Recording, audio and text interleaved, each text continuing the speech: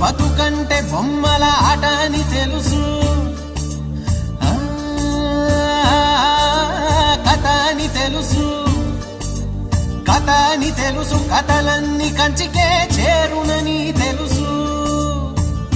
తెలుసు తెర తొలుగుతుందని, తెలుసు తెల్లారుతుందని, తెలుసు ఈ కట్టె పుట్టుకుమంటదని, తెలుసు ఈ మట్టి మట్టిలో కలిసిపోతదని. ఇన్ని తెలిసి ఇరకాటంలో పడిపోతావు ఎందుకని? మాయ